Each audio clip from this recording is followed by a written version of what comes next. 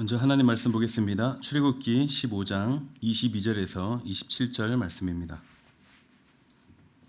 출애굽기 15장 22절에서 27절 말씀. 자, 여러분 한 절씩 교독하시겠습니다. 모세가 홍해에서 이스라엘을 인도하매 그들이 나와서 수르 광야로 들어가서 거기서 사흘 길을 걸었으나 물을 얻지 못하고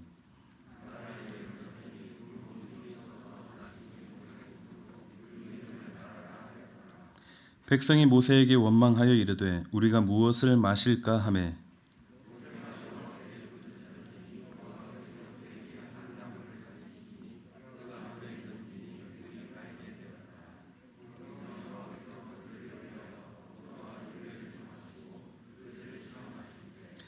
이르시되 너희가 너희 하나님 나 여호와의 말을 들어 순종하고 내가 보기에 의를 행하며 내 계명에 귀를 기울이며 내 모든 규례를 지키면 내가 애굽 사람에게 내린 모든 질병 중 하나도 너희에게 내리지 아니하리니 나는 너희를 치료하는 여호와임이라.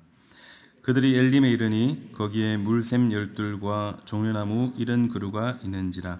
거기서 그들이 그 물 곁에 장막을 치니라. 아멘. 오늘의 말씀은 시험입니다. 시험을 좋아하는 분이 있을까요? 아마 없으리라 생각합니다. 특히 학생들에게 가장 싫어하는 것이 무엇이냐고 물어본다면 아마 시험이지 않을까요? 시험 기간, 특히 시험 기간은 정말 고통의 시간입니다. 그래도 참 괴롭고 힘든 시간이지만 열심을 다해서 밤을 새서라도 그 공부를 하는 이유가 무엇일까요? 시험을 잘 치르기 위해서죠. 시험은 학생뿐만 아니라 직장인들이나 또 모든 사람들에게 여전히 계속 주어지며 고통과 스트레스를 동반합니다. 이렇게 사람을 괴롭히는 시험, 그렇다면 이 시험을 없애야 할까요? 그럴 수는 없죠. 시험은 우리 삶에 있어서 필요한 것입니다. 하나님의 시험도 마찬가지입니다. 하나님도 필요하기 때문에 우리에게 시험을 주세요. 성경 전체에 흐르는 아주 중요한 내용 중에 하나입니다. 여기서 시험은 템테이션과 테스트로 나눌 수 있겠는데요. 템테이션은 세상으로부터 오는 것으로서 사탄이 유혹을 한다든지 미혹한다는 것이라 할 수 있겠고, 하나님이 우리에게 주시는 시험은 테스트로 보시면 되겠습니다. 그래서 오늘의 말씀은 테스트입니다. 시험은 반드시 정답이 있죠. 정답 없는 시험은 없습니다. 간혹가다 오류가 있는 경우가 있어서, 문제 자체가 어려운 경우가 있어서 복수 정답을 인정하는 경우들도 생기기도 하지만, 우리 하나님이 우리에게 주시는 시험은 오류 없는 완전하고 완벽한 시험이고 반드시 100% 답이 있다라는 사실입니다. 그런데 문제는 정답이 무엇인지 몰라서 허둥대둥 하다가 그냥 그대로 있을 때도 있고, 시험을 통과하지 못하기도 할 때도 있기도 하지만, 또 지금 겪고 있는 그런 어려운 상황들이 하나님이 주신 시험이라는 것 자체를 모르고 있는 경우입니다. 그래서 오늘 본문의 이스라엘 백성들이 그랬어요. 출애굽하고 이제 애굽에서 종살이하던 그 모든 옛 습성들을 다 버리고 이제 하나님의 백성으로 온전히 서기 위해서는 하나님의 그 많은 시험들과 관문들을 잘 통과해 가야 했습니다. 그러나 그들은 안타깝게도 하나님이 원하시는 방향대로 잘 나아가지를 못했어요. 우리 다 잘 아시다시피 그렇게 하나님의 백성으로 온전히 세워지는 데 있어서 참 많이 험난한 시간들을 보내온 것은 사실입니다. 사랑하는 샘물 성도 여러분, 하나님의 자녀라면 반드시 만나게 되는 이 시험들을 어떻게 하면 잘 이겨내고 잘 통과해 갈 수 있을까요? 우리 함께 묵상하실 때 시험을 잘 통과하는 비결을 얻으시는 시간이 되시기를 바랍니다. 먼저 첫 번째, 하나님을 신뢰하라입니다. 하나님을 신뢰하라. 시험을 잘 치르기 위한 비결 첫 걸음은 시험을 주신 하나님을 어떻게 하는 거요? 신뢰하는 것입니다. 하나님이 우리를 사랑하시는 여러 방편 중 하나가 시험입니다. 그런데 문제는 이 시험이 고통과 함께 온다는 것이죠. 괴롭고 힘들고 아프기 때문에 사람들은 이 시험을 별로 달가워하지 않습니다. 그러나 시험은 그 고통이 다가 아닙니다. 그 고통으로 끝나는 것이 아니라 그 이면에 숨어 있는 하나님의 그 사랑 그리고 그 뜻을 있음을 믿고 신뢰하는 자리로 우리가 나아가야 한다는 것이죠. 예를 들면 우리 몸에는 감각을 느끼는 여러 기관들이 있는데 그 중에 통각은 무엇을 느끼는 감각이죠? 통증을 느끼는 감각입니다. 저는 어렸을 때 하나님은 왜 사람에게 통각을 주셔서 이렇게 고통을 주는가 궁금했습니다. 그때가 아마 초등학교 4학년쯤 됐을 텐데요. 다리를 좀 다쳤는데 너무 아팠거든요. 이제 아이들이랑 놀다가 점프를 했는데 이제 벽돌이 있었어요. 거기 이제 잘못 디뎌가지고 정강이를 그대로 긁었는데 그때 드러난 뼈를 보면서 진짜 사람 몸에 뼈가 있다고 하더니 뼈가 있구나. 정말 뼈는 하얀색이구나. 이런 생각을 하기는커녕 그냥 아파서 막 떼굴떼굴 굴렀던 그런 기억이 있습니다. 너무 생생해서 아직도 그 기억이 납니다. 흉터가 아직도 있거든요. 지금도 그 흉터를 보면서 그 고통이 떠오르는데 그때 들은 생각이 그거예요. 왜 하나님은 사람에게 이렇게 아픔을 느끼는 감각을 주셔서 이렇게 고생을 시키는가. 원망을 조금 했던 것 같아요. 그러나 여러분들도 아시다시피 통각은 어떤 기관입니까? 우리 몸을 보호해주는 그런 기능을 합니다. 만약 통증을 느끼지 못한다면 불에 데이거나 어디에 찔리거나 베이거나 할 때 알아차리지 못하고 우리 몸 전체가 위험해질 수도 있기 때문이죠. 실제로 얼마 전에 기사를 보다가 어떤 분이 치과 치료를 하고 마취된 상태에서 누가 주는 음식을 먹고 그만 혀를 씹어서 중상을 입은 그런 내용을 본 적이 있습니다. 혀에 아무 감각이 없으니까 참 안타깝게도 그런 일들이 일어난 것이죠. 그래서 통각이란 참 아프지만 우리 몸에 정말 필요한 감각이구나라는 것을 다시금 알게 됩니다. 시험은 아픕니다. 고통을 수반하는 괴로움의 시간입니다. 벽이 꽉 막힌 것 같고 칠흑같이 어두운 밤 같은 시간이고 또 두려움의 시간이기도 합니다. 우리 삶 속에 주어지는 여러 가지 고난과 아픔과 그 고통의 시간. 그러나 이것은 결국 누구를 위함인가요? 바로 나를 위함, 우리를 위한 것임을 기억해야 합니다. 통각은 나를 아프게 하지만 신체를 보호하는 기능을 하는 것처럼 하나님의 시험도 고통이고 괴로운 시간이지만 결국 나를 성장시켜가고 온전한 사람으로 다듬는 기능을 한다는 것을 믿고 신뢰해야 하는 것입니다. 또한 시험으로 인한 고통은 하나님의 뜻을 보게 되는, 하나님의 뜻이 무엇인지를 알게 되는 그 사인이 될 수도 있고 하나님과 우리를 연결시키는 역할을 하기도 합니다. 그래서 고통 때문에 회개하게 되고 고통 때문에 기도하게 되고 고통 때문에 더욱 하나님을 찾고 교만했던 것들이 물러가고 겸손하게 되는 것이죠. 그렇다면 시험을 받는 대상은 누구일까요? 하나님은 아무에게나 시험을 주시지 않습니다. 사랑하는 자에게 주십니다. 지금 내가 혹시 어려운 시간을 참 보내고 계시다면, 이 중에 참 어려운 시간들을 보내고 있다고 생각하는 분들이 있다면 참 하나님이 나를 사랑하시는구나, 참 하나님이 나를 귀하게 특별한 존재로 생각하시는구나 라고 생각하셔도 틀림이 없습니다. 본문의 이스라엘 백성들을 보겠습니다. 지금 이들은 수르라고 하는 광야로 들어가서 3일 동안 걷다가 마라라는 곳에 도착한 상태입니다. 굉장히 힘들었을 거예요. 약 200만 명이라는 엄청난 무리가 3일 동안, 그것도 일반 길을 가도 쉽지 않을 텐데 광야길, 사막길이었고 심지어 물도 없는, 인간으로서 견딜 수 있는 그 마지막 한계점에 지금 도달한 상태였을 것입니다. 그런 와중에 이 마라를 만났는데 동네에 이제 물이 보이는 거예요. 물을 만나게 되니까 얼마나 사람들이 기대하고 기뻐했겠습니까? 그런데 이 마라라는 이름은 말 그대로 쓰다, 괴롭다라는 뜻으로 도저히 사람이 먹을 수 없는 물이었습니다. 이곳의 물은 악취가 나고 또 맛이 짜고 또 냄새가 나는 그런 썼던 그런 물이었기 때문에 그 지역 사람들이었던 베두인족은 이 물이 인근에서 가장 나쁜 물이다라고 말했다고 합니다. 자, 생각해 보세요. 물 없이 겨우겨우 버티며 또 버티며 결국 도착했는데 이곳에 물이 먹을 수 없는 물이 있는 거죠. 차라리 없었더라면 물이 없었더라면 얼마나 좋았을까 차라리. 그런데 누구 놀리는 것도 아니고 말이죠. 그래서 아마 대다수는 지금 마실 수 없는 물을 만난 사람들 대다수는 이성을 잃지 않았을까 그렇게 생각합니다. 그리고 사람이 밑바닥까지 가게 되면 본성이 나오잖아요. 맥이 탁 풀리면서 그동안 참아왔던 모든 분노와 모든 원망과 불평들을 다 쏟아냅니다. 24절에 보니까 백성이 모세에게 원망하여 이르되 우리가 무엇을 마실까 하매.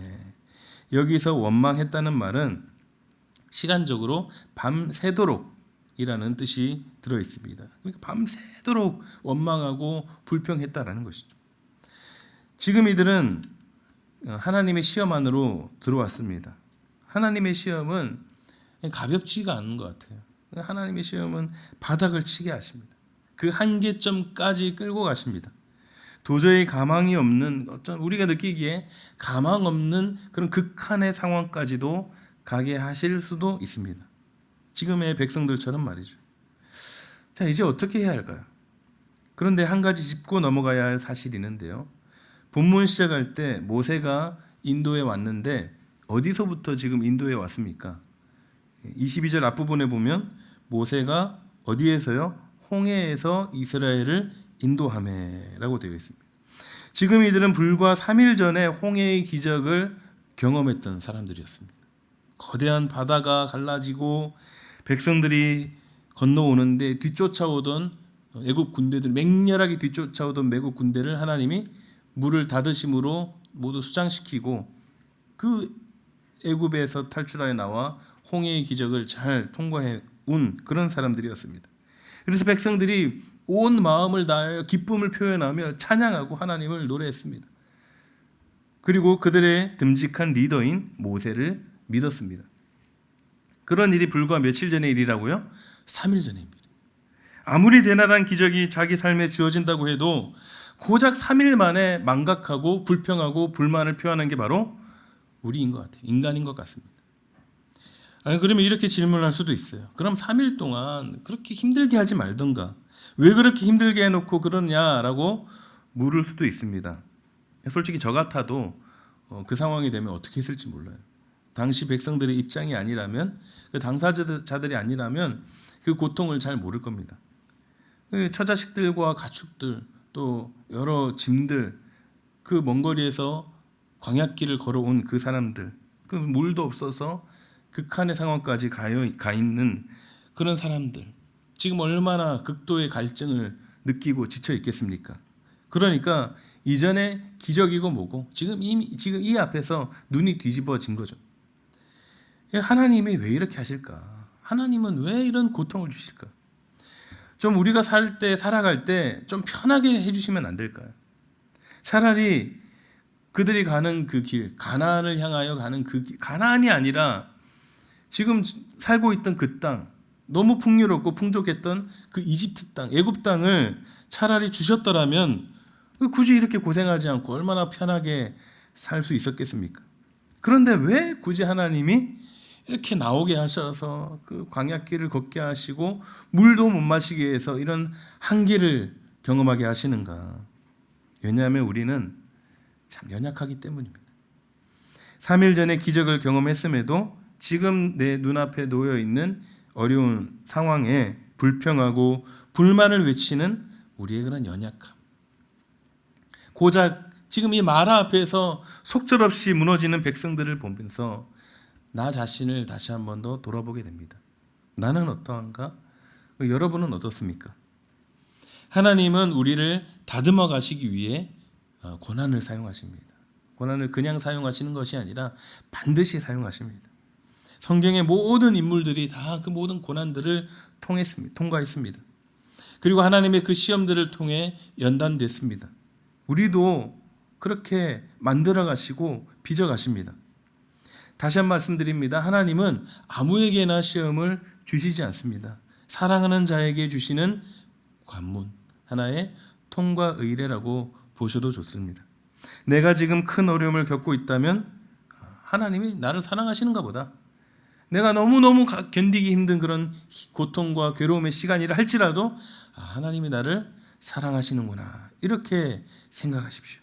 그래서 성경은 이렇게 말씀합니다. 야고보서 1장 2절 우리 다 같이 한번 읽어보도록 하겠습니다. 내 형제들아 너희가 여러 가지 시험을 당하거든 온전히 기쁘게 여기라. 시험을 기뻐하라고 하는 이유가 무엇입니까? 시험이 누구에게 유익이 되기 때문에? 나에게 유익이 때문에. 우리 모두에게 유익이 되는 것이 바로 시험이기 때문에 기뻐하라라고 말씀합니다. 시험이 가져오는 고통, 아픔, 그 이면에 하나님의 사랑이 있음을 신뢰하시기를 바랍니다. 앞으로도 계속해서 우리는 하나님의 백성답게 또 자녀로 온전히 세워지기 위해 하나님의 시험들이 계속될 것입니다. 그래서 결국에는 그 시험들이 닥쳐온다 할지라도 기뻐할 수 있는 자리까지 나아가시기를 주님의 이름으로 축원합니다. 시험을 잘 통과하기 위한 비결 두 번째로는 부르짖으라입니다. 하나님은 우리를 사랑하시는 아버지심을 믿으시죠. 그래서 어린아이가 만약 길을 가다가 넘어졌을 때 그 부모가 특히 아버지가 달려나와서 이렇게 세워주잖아요. 그런 아버지이십니다. 하나님은 그런 아버지신데요. 얼마 전에 뉴스에 어느 동네에 큰 아이가 작은 아이를 때렸나 봐요. 괴롭혔는지 모르겠는데 때려서 그 작은 아이의 엄마가 도망가는 자전거 타고 도망가는 그 큰 아이를 자동차로 쫓아가서 차로 이제 그 친구를 밀어버리는 치는 장면을 봤습니다. 그 다리가 부러졌다 그래요. 절대로 일어나서는 안 될 행동이죠. 차로 이렇게 사람을 쳐서는 안 되는데 네티즌들이 그렇게 이야기를 합니다. 100% 엄마가 잘못했지만 그 마음이 조금은 이해는 간다. 지나치게 과하게 행동한 그 엄마를 이제 예로 들어서 좀 그렇긴 하지만 부모의 마음이 그런 것 같아요. 자식이 힘들어서 또 아파서 울고 있으면 부모도 같이 아픈 거죠. 대신 아파해 줄 수 있으면 좋겠다. 그러면서 옆에 붙들고 같이 웁니다. 혹시나 조금이라도 도움이 될 수 있다면 할 수 있는 방법 모두 다 동원하죠.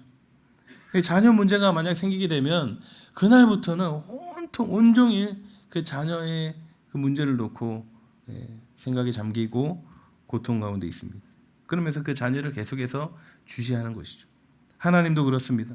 우리가 아파서 울고 넘어져서 울고 너무 괴롭고 고통 때문에 울고 있을 때 하나님이 우리를 그냥 내버려 두지 아니하시고 우리를 다 보고 주시하고 계십니다. 그리고 같이 아파하십니다. 그런데 하나님은 자식을 위해 해줄 수 있는 게 별로 없는 우리와는 다르다는 것이죠. 하나님은 어떤 분이십니까? 해결자이십니다. 시험의 그 모든 정답을 알고 있는 시험 문제 출제자 선생님처럼 우리에게 주어진 모든 시험의 정답을 다 알고 계시는 해결자이시고 전지전능하신 분이시라는 것을 기억해야 합니다. 그런데 우리가 이 사실을 잘 알고 있음에도 불구하고 그런 어려움이 닥치면 순간 그 모든 것들을 다 잊어버리잖아요. 이스라엘 백성들이 그랬습니다.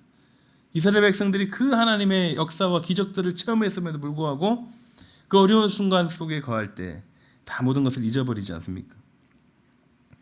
그러나 이들에게는 아주 훌륭한 지도자 모세가 있었습니다. 그들이 원망하고 불평하고 했을 때 모세가 하나님 앞에 나아갔습니다. 본문 25절 상반절에 보면 모세가 여호와께 부르짖었더니 여호와께서 그에게 한 나무를 가리키시니 그가 물에 던지니 물이 달게 되었더라. 하나님은 모든 여러 가지 복잡한 조건들을 제시하지 않으셨습니다. 모세가 여호와께 부르짖었더니 하나님이 깔끔하게 해결해 주시는 모습을 보게 됩니다. 마치 벼르고 계셨던 것 같아요. 어떻게 해결하십니까? 하나님의 지시대로 어떤 한 나무를 물에 던지게 되니 그 물이 즉시로 어떻게 됐습니까? 단물이 되었더라. 이제는 먹을 수 있는 물이 되었던 것이죠. 그토록 원하던, 그토록 갈증이 나서 죽을 것 같은 그 고통 속에서 한 줄기의 큰 빛을 보게 되는 것입니다. 이스라엘 백성들이 지금 이 장면을 눈으로 목격하면서 어떤 생각을 했을까요? 아마 이랬을 것 같습니다. 아니, 이렇게 쉬운 문제였나? 이게 이렇게 간단하고 쉬운 일이었나? 너무 쉽게 해결해 주시니까 밤새도록 그토록 원망하고 불평했던 이 백성들이 순간 머쓱해졌을 거예요. 지금 이 장면에서 가장 핵심 장면이 무엇일까요? 한 나무일까요? 일부 학자들은 이 나무를 예수님이다 라고 보기도 하고 이 나무를 율법이다 라고 보기도 합니다. 또 어떤 학자는 요거를 이제 과학적으로 이제 설명을 해서 나무의 어떤 성분이 화학적 변화를 일으켜서 뭐 알칼리성을 중성으로 바꿨다 뭐 이렇게 하는 자연적인 현상으로 보기도 하는데요. 근거 없는 해석으로 보시면 되겠습니다. 여기서 한 나무에 너무 많은 의미를 두실 필요가 없습니다. 한 나무는 그냥 하나님이 쓰신 하나의 도구일 뿐입니다. 모세가 홍해를 갈랐을 때 하나님이 지팡이를 통해서 역사하셨잖아요. 그 지팡이도 그저 하나의 도구였을 뿐입니다. 그렇다면 가장 중요한 장면은 무엇일까요? 여기서 물이 달게 된 기적이 일어난 장면일까요? 물론 그것도 중요하겠지만 저는 모세가 하나님께 부르짖는 장면이라고 봅니다. 밤새 원망하고 불평하던 저들을 보며 모세, 지도자인 모세는 어떤 생각을 했을까요? 온 백성들이 자기만 믿고 따라왔는데 지금 해줄 수 있는 것은 아무것도 없습니다. 그저 하나님이 시키는 대로만 해왔던 모세였잖아요. 지금 당장 백성들의 그 필요들을 채워주고 싶어도 아무것도 할 수 없는 그저 연약한 한 인간일 뿐이었습니다. 그래서 모세는 유일한 해결자 하나님을 찾고 부르짖습니다. 지금 여기서 부르짖었다 이 말은 이스라엘 백성들이 애굽에서 종살이하고 또 노역과 억압으로 너무 힘들어서 하나님께 울부짖었다라고 할 때 쓰여졌던 표현입니다. 여러분 그런 적이 있지 않습니까? 너무 극심한 어려움 가운데 있을 때 막 애가 타는 그런 고통 속에 있을 때 기도조차 나오지 않습니다. 그런 경험들 해보셨나요? 기도조차 나오지 않을 때 피가 마르는 그 압박과 고통 속에서 그저 할 수 있는 것은 무엇이에요? 하나님. 하나님 이름만 부릅니다. 주님, 아버지. 인생을 살다 보면 우리가 이렇게 기도할 때가 있습니다. 그러면 하나님은 우리는 그저 고통 속에 애통함에 가슴을 치며 그저 하나님 이름만 부를 뿐인데 우리의 상황들을 그 소리만 들으시고도 해결해 주실 때가 있습니다. 왜요? 아버지이시기 때문에. 사랑하는 샘물 성도 여러분, 그 어떤 어려운 상황에서도 우리가 그 모든 어려움들을 이겨낼 수 있는 가장 큰 무기는 바로 기도라는 사실을 믿으시고 나아가시기를 바랍니다. 기도로 승리하시기를 바랍니다. 그런데 기도조차 안 나오면 하나님의 이름을 부르세요. 하나님을 찾고 부르는 자는 결코 버려두지 아니하시는 아버지 하나님이심을 기억하시기 바랍니다. 우리가 잘 알고 있는 말씀인데 다 같이 한번 읽어보도록 하겠습니다. 예레미야 33장 3절 말씀. 너는 내게 부르짖으라. 내가 내게 응답하겠고 내가 알지 못하는 크고 은밀한 일을 내게 보이리라. 아멘. 시험을 잘 통과하고 싶으신가요? 시험을 잘 통과하는 비결은 바로 부르짖음입니다. 어려운 거 아니죠. 오히려 이게 자녀의 도리입니다. 하나님의 자녀는 아버지신 하나님의 이름을 부르짖는 것, 찾는 것, 그것이 마땅합니다. 또한 우리가 할 수 있는 가장 강력한 힘입니다. 하나님을 찾고 부르짖음을 통해 어떤 시험이 온다 할지라도 쉽게 잘 통과하시기를 바랍니다. 시험을 잘 통과하려면 어떻게 해야 할까? 첫째는 하나님을 신뢰하라. 둘째는 부르짖으라 있고 이제 마지막으로 세 번째입니다. 엘림을 기대하라입니다. 우리가 가는 길에는 마라만 있는 것이 아니죠. 고통과 그 아픔 그런 시간들의 그 뒤에 무엇이 있느냐? 바로 엘림이 있음을 기억해야 합니다. 그리고 또 기대하며 나아가야 합니다. 이제 이스라엘 백성들은 마라의 기적을 통해 이제 마실 수 있는 물을 실컷 마시고 이제 길을 떠납니다. 아마 그들은 가지고 있는 모든 통들을 다 동원해서라도 이제 앞으로 얼마나 갈지 모르니까 철저히 아마 준비하지 않았을까 생각합니다. 앞으로 어떻게 될지 모르니까요. 그런데요, 백성들이 마라에서 길을 떠나 약 10km 정도, 그러니까 어린아이의 걸음으로는 한 2시간 정도 된다고 하고요. 다 같이 무리였으니까 조금 더 천천히 갔다 치면 한 3시간, 약 2-3시간 정도의 거리를 갔을 때였는데 그들이 참으로 놀라운 장면을 보게 됩니다. 27절 말씀 함께 한번 읽어보도록 하겠습니다. 그들이 엘림에 이르니 거기에 물샘 12과 종려나무 70그루가 있는지라. 거기서 그들이 그물 곁에 장막을 치니라. 지금 그들이 도착한 곳은 엘림이라는 샘터였는데요. 사막에 있으니까 오아시스죠. 또 아주 규모가 컸습니다. 물샘이 몇 개요? 12개였고 종려나무가 무려 70그루, 70그루. 이 정도 규모면 이스라엘 백성들이 아마 그곳에서 충분히 먹고 마시고 쉴 수 있는 공간이었을 것입니다. 그래서 그곳에 장막을 쳤다라고 기록되어 있습니다.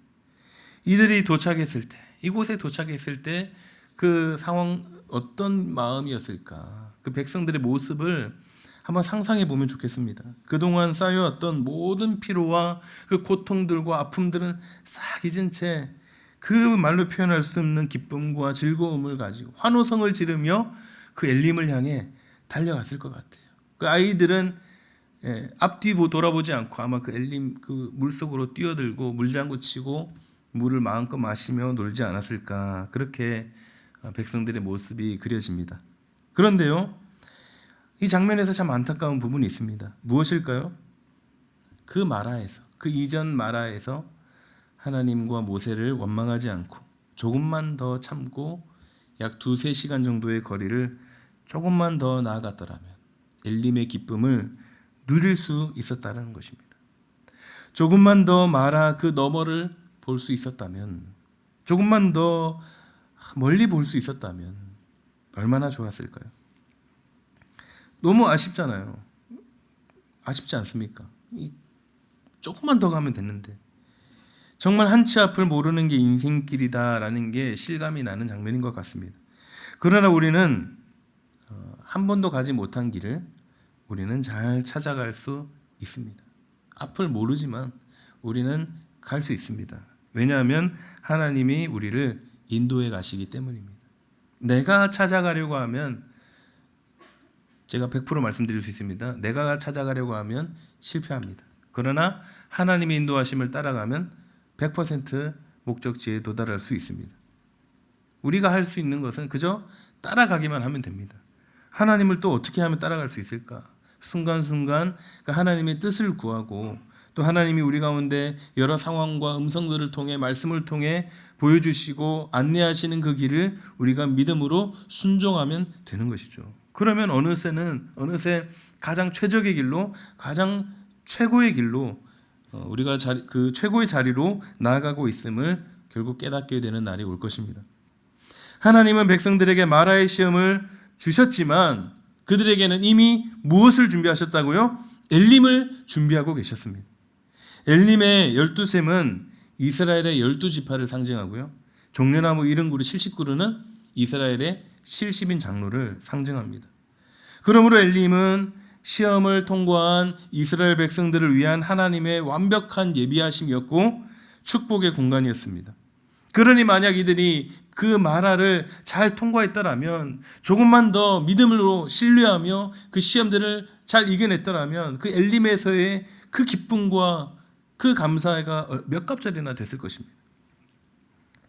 우리의 삶에도 이런 상황들이 주어지죠. 그때 좀 더 잘할 걸. 어쩌면 아직도 엘림을 만나지 못하고 마라에 머물러 있을지도 모르겠습니다.